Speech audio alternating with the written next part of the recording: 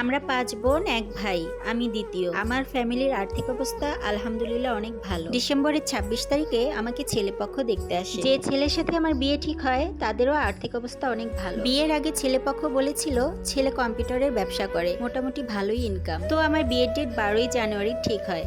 তাদের একটা মোটামুটি আবদার ছিল ছেলেকে একটা বাইক দিতে হবে আর মেয়েকে খুশিয়ে যা ইচ্ছা তাই দিতে পারে। বিয়ের সময় আমার বাবা 5.5 লক্ষ টাকার একটি বাইক, 5.5 লক্ষ টাকার কিছু গহনা, 50,000 টাকা দামের খাট, খাটের সাথে ম্যাট্রেস, তোষক, বালিশ যা যা লাগে যাবতীয় সবকিছুই আমার বাবা। তবে আমার শ্বশুর বাড়ির মানুষ খুদ ধরে যে কেন কম্বল দিল না। তো পরবর্তীতে আমার আব্বু 6,000 টাকা দিয়ে একটি কম্বলও কিনে। এত কিছু দেওয়ার পরেও বিয়ের কেনাকাটা নিয়ে ছেলের মা বাবা ও বোন দুনিয়ার কথাবার্তা বলে। তবে আমার বাবা কোনো কথা ছাড়াই তাদের সবকিছুতেই সম্মতি দেয়। দেখতে দেখতে বিয়ের দিন চলে আসে। আমাদের গ্রামের নিয়মে বউয়ের খাবার শুধু ছেলের মায়ের জন্যই পাঠাতে হয়। তো সেই হিসেবে আমার পরিবারও তাই করে। আমি যখন প্রথম তাদের বাড়িতে পা রাখি তখন থেকেই আমার শাশুড়ি আমার পরিবারকে নিয়ে কটু কথা বলতে শুরু করে। কেন তাদের 14 গোষ্ঠীর জন্য খাবার পাঠালাম না। সেদিন যে আমি নতুন বউ ছিলাম তারপর সেদিন আমাকে ছাড় দেয়নি তিনি। শুধু কি তাই, পরের দিন বউ ভাতের সময় আমার বাবার সাথে আমার পুরো পরিবারের সাথে আমার শাশুড়ি আর ননদ অনেক তর্কাতর্কি করেন। অথচ যিনি আমার সদ্য বিবাহিত স্বামী সেদিন তার মা বোনকে কিছুই বললেন না। আমার বাবা মা সেদিন অনেক অপমান বোধ করেছিলেন। পরবর্তীতে ফের যাত্রায় আমার বাবা বড় বড় পাতিলে গরুর মাংস, খাসির মাংস, মুরগির রোস্ট, রুই মাছের ভুনা আর ফিরনি সেমাই ইত্যাদি রান্না করে পাঠায়। বিয়েতে তাদের বাড়িতে প্রায় 13 লক্ষ টাকার মতো জিনিস যায়। তারপরও আমার শ্বশুর বাড়ির মানুষের মন ভরাতে পারিনি আমার বাবা। বিয়ের পরপরই জানতে পারি আমার হাজবেন্ডের যে ব্যবসা সেটা খুব একটা ভালো চলে না। ধরতে গেলে সে বেকার, তাই চাইলেও কোনো কিছু আবদার করতে পারি না তার কাছে। বিয়ের কিছুদিন পরেই আমাকে যাবতীয় ঘরের কাজে লাগিয়ে দেয়, শুধুমাত্র ঘর মোছা বাদ। বিয়ের আগে তারা বলেছিল তাদের বাসায় 2টা কাজের লোক, কিন্তু তাদের বাসায় এসে দেখি একজন। তারপর ঠিক 1 মাস পর 12ই ফেব্রুয়ারি কোনো এক কারণে বাড়ির কাজের মানুষটা চলে যায়। আমার শ্বশুর শাশুড়ি এবং ননদ ও আমার স্বামীর যাবতীয় যত কাপড় চোপড় হতো সেগুলো আমারই ধুতে হতো। তারপর আর কি, ঘর মোছার কাজটাও আমার ঘাড়েই এসে পড়ে। আমি যে ফ্যামিলির মেয়ে কখনো এইসব কাজ আমি করি। প্রথম যেদিন আমি ঘর মুছতে যাই সেদিন আমি মুছতে পারতেছিলাম না। তারপর আমার হাজবেন্ড ঘর মোছার লাঠিটা নিয়ে আমাকে মুছে দেখিয়ে দিচ্ছিল। ঠিক তখনই আমার ননদ এসে হাত থেকে টান দিয়ে লাঠিটা নিয়ে নিজেই ঘর মোছা শুরু করে দেয় এবং আমাকে নানা রকমের কথা শোনাতে থাকে আমার হাজবেন্ড আমার শ্বশুর শাশুড়ির সামনে। কিন্তু কেউ কোনো প্রতিবাদ করলো না। সেদিন অনেক কষ্ট পেয়েছিলাম তাদের আচরণে। একটা মানুষের নতুন পরিবেশে মানিয়ে নিতেও একটু সময়ের প্রয়োজন হয়, কিন্তু তারা আমাকে ওই সময়টুকুও দেয়নি। তার ঠিক 1 সপ্তাহ পরই ঘরের যাবতীয় কাজ আমাকে বুঝিয়ে দেয়। সকাল থেকে রাত পর্যন্ত আমাকে কি কি করতে হবে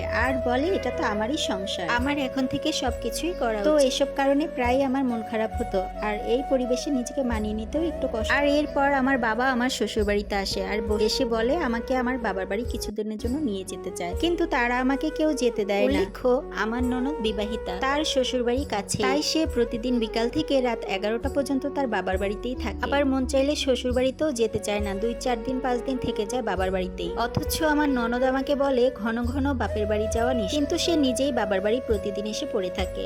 এই বলে তারা কেউই আর আমাকে যেতে দিল না। এরপর রমজান মাস আসে। তাদের এখানে মেয়ে বাড়ি থেকে রমজান মাসে ইফতার দিতে হয়। তো আমার বাবা ব্যবসায়িক মানুষ ছিলেন, তিনি তার সময় সুযোগ বুঝে 21শে রমজান মাসে ইফতারি দিতে আসে। আমার বাবা আমার শ্বশুর শাশুড়ি আর হাজবেন্ডকে আগেই ফোন দিয়ে বলে দিয়েছিলেন যে তিনি সোমবারে আসবেন, কিন্তু তারা ওরকম কোনো আয়োজন করেনি। উল্টো তারা এমন ভাব করে বসেছিল যেন তারা কিছুই জানে না। আমার বাবা যখন সারাদিন রোজা রেখে ইফতারি নিয়ে আসেন তার মুখে চোখে অনেক ক্লান্ত ভাব ছিল। কিন্তু আমার বাবা যখন ইফতারি নিয়ে আসেন তখন আমার শাশুড়ি আমার বাবার সাথে অনেক ঝামেলা করেন। তিনি বলেন এই ইফতারি তিনি রাখবেন না। আমার হাজবেন্ড তখনও কিছু বললেন না তার বাবা মাকে। কিছু সময় পর পরিস্থিতিটা শান্ত হলে ইফতারের সময় হয়। তখন আমার বাবা শুধুমাত্র 1 গ্লাস পানি খেয়ে ইফতার করেই সেখান থেকে চলে যায়। সেদিন নিজেকে এতটাই অসহায় মনে হচ্ছিল আমার বাবাটাকে একটু ভালো মন্দ রান্না করে খাওয়াতে পারলাম না। শুধু মনে হচ্ছিল আমার মা বাবা যেন আমাকে জন্ম দিয়ে পাপ করে ফেলেছে। আমার বাবা সেদিন প্রায় 15,000 টাকার ইফতার এবং 20,000 টাকার মতো মার্কেট করে নিয়ে এসেছিল সবার জন্য, কিন্তু আমার শাশুড়ির এতেও মন ভরে। আমার বাবা মোট 12 পদের আইটেম নিয়ে এসেছিল ইফতারির জন্য, কিন্তু ছোলা বুট কেন আনলো না এটা নিয়েও খুদ ধরে তারা। এরপর রোজার ঈদে আমি মাত্র 5 দিনের জন্য আমার বাবার বাড়িতে বেড়াতে আসি। আমার হাজবেন্ড 2 দিন থেকেই তার বাসায় চলে যায়। উনি যাওয়ার পর থেকে আমাকে কল দিতে থাকে আর বলে মা অনেক অসুস্থ হয়ে পড়েছে, তুমি কবে বাসায় আসবে? তার মায়ের একা থাকতে অনেক কষ্ট হচ্ছে। আর এদিকে আমার বাবা বলছে আমাকে আর যেতে দিবে না। যেদিন ওই ছেলে বউয়ের বউয়ের ভরণ পোষণ দিতে পারবে, বউকে আলাদা রাখতে পারবে, সেদিনই যেতে দেবে। দরকার পড়লে বেকার ছেলেকে বসে বসে ভাত খাওয়াবে। আর আমি যদি